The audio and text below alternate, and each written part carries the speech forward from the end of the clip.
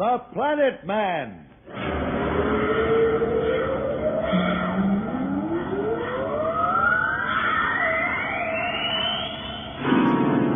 The Planet Man.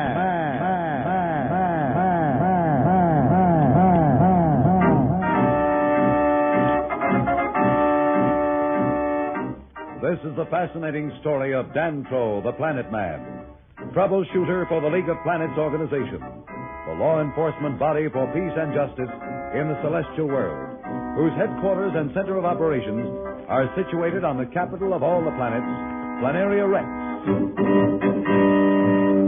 From Mercury to Pluto, wherever danger threatens the universe, you will find Dantro, the Planet Man, fighting for fair play. In a moment, the Planet Man.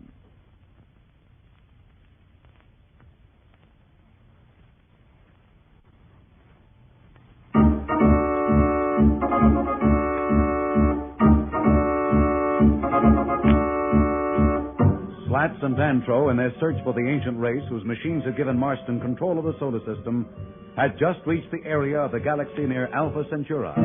Their one hope was to find the ancient race in time to enlist its help against Marston. Wow, I don't think I'll ever get used to this astral drive. Say, is that Alpha Centauri? Yeah, that's right. Looks like the sun to me. Well, it's really all it is. That's all its stars are. Our problem is to find out first if it has any planets and then check and see if any of them are inhabited. Can't see anything at all. Well, we'll use the detector. That will at least indicate the presence of anybody large enough worth considering. Shall I cut it in? If you don't mind. Right. Well, it looks as though we're lucky so far, Slats. You see the screen? It indicates that there are 4 large bodies in an orbit around Centauri. What are we waiting for? Let's check them. Won't be necessary to check them all. How do you know that? One of them is obviously not solid matter. Life in the universe could exist in many different environments, Slats. But there are certain fundamental things it needs. And a ball of gas is almost certain to be lifeless. Well, how about the other 3? Well, we can't tell from here. I'll cut in the solar drive and we'll move into the closest one.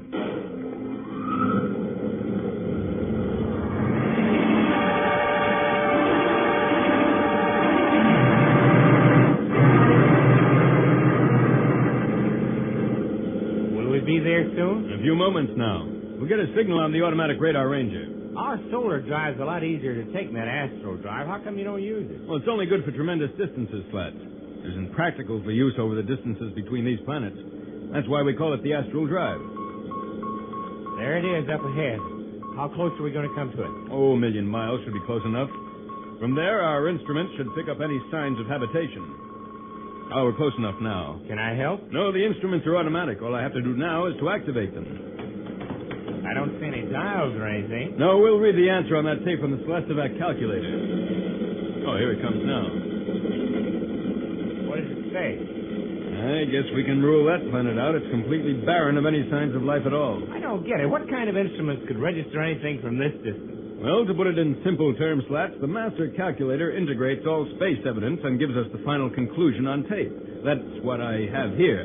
And the indication is definitely negative. Boy, that's quite a gadget. It gives you the answer just like that, huh? Well, it's not always the answer you hope for. You didn't really think that the first planet we try would be the one we wanted, did you? No, I guess you're right, but I was kind of hoping. After all, when I think of Marston running things back in the solar system, it makes me awful impatient. I don't blame you, Slats.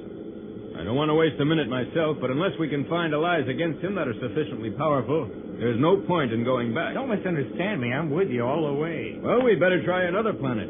You're running this clam bake. Let's go.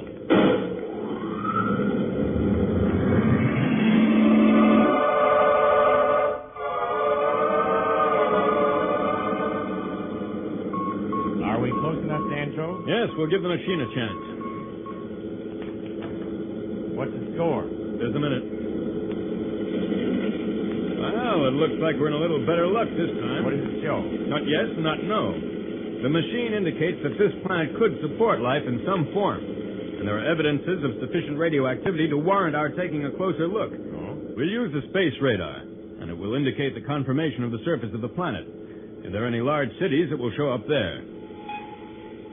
I can see the planet on the radar screen, but I can't tell anything from that. No, you're right, Slats. Well, let's head to the next planet. Not so fast, Slats. We still can't be sure. But you said that the radar would show if there are any large cities. Sure, and there aren't any.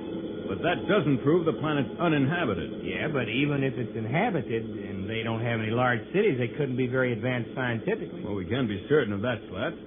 You remember the dusters on Venus? Yeah, that's right. I'd forgotten. Well, what do we do now? We move in closer where we can really see the surface of the planet. We may be able to tell more from that. Hey, something just occurred to me. What's the matter? Suppose it is an advanced planet. They might take a shot at it. I don't understand. Well, if they're really as advanced as we're looking for, they probably know we're here, even if we may not be aware of them. They don't know who we are, and maybe they don't want to take chances. Well, there's no sense worrying about that, Slats. Whether we want to take chances or not, we have to. Are you scared? Cut it out. You know me better than that. Let's go.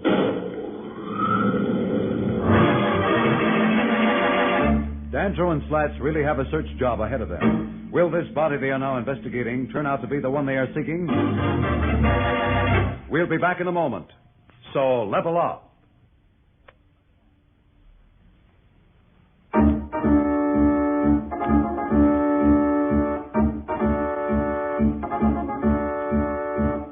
When we left Dantro and Slats, they were trying to find the ancient race which they believe to exist in the outer world of the stars. Unknown to them, they are being watched by two members of this race, whose names are San and Tor. What are you watching for, Tor? I've been observing that ship near the second planet of that star. I've been watching them, too. What are they? Do you know? Yes. I've entered their minds enough to know. They're searching for the ancient race that passed this way many cycles ago. They'll not find them there, nor for that matter, in this sector of the galaxy. No, but they must seek them out. What do they want? They want our help, son. Their planetary system is in trouble, and they can't deal with the problem themselves. You're not going to help them, are you, Tor? I don't know. It would be amusing to enter into their petty squabbles. But our race agreed, since the time when our ancestors were forced to destroy a sector of the universe, that we would not meddle in the affairs of the planet dwellers unless great importance was involved. That is true. But we dwellers in space have a responsibility. We must also prevent the emergence of the forces of evil. Or if we don't, eventually they may threaten our own existence. But how can you judge who is evil and who is good? We will watch them, and we will tell. Their actions will betray them if they are evil. Besides, I'm bored with watching the drama of the galaxy from a distance. Watch with me, and we'll decide together.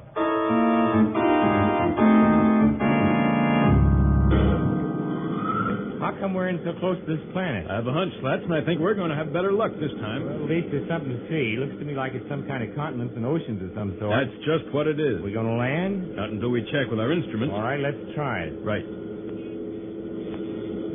What's the dope? Well, it's a little different from our kind of world, but still the instruments indicate some very positive factors. You mean it's inhabited? Well, I would say from the tape that there's definitely life of some sort, and fairly advanced life at that. We'll move in about 100 miles from the surface. Perhaps we'll be able to tell more from a close-up.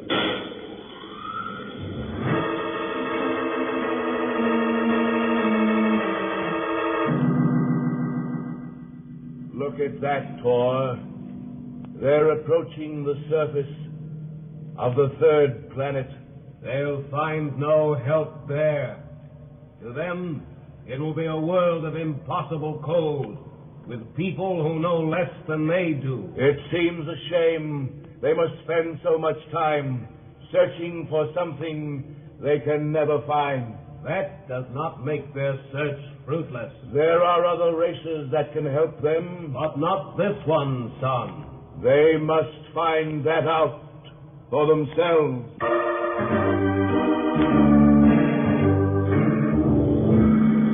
Gosh, look at that. The whole surface of the planet is like it's coated with silver. It's an immensely cold world. The surface temperatures are probably 100 degrees below anything we can imagine. Can't be anything alive down there. It'd be frozen solid. Life as we know it might be, Slats, but there's definitely some life where the instruments would indicate a negative response. We going in then? No, not right now at any rate. We'll just head for the closest sun. Perhaps we'll have better luck there. You mean we're going to have to use that astral drive again? Unless you want to spend 1,000 years aboard this ship. Thanks, that's all I need. Well, go ahead. Right. Here we go.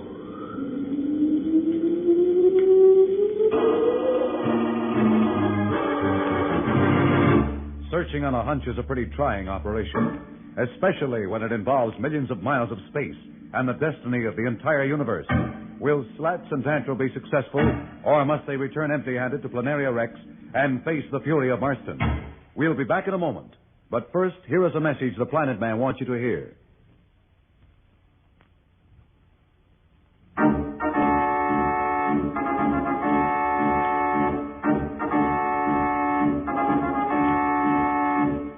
Tune in again for more transcribed thrills and adventures. Rocket millions of light years into space with Dantro, the Planet Man. The Planet Man.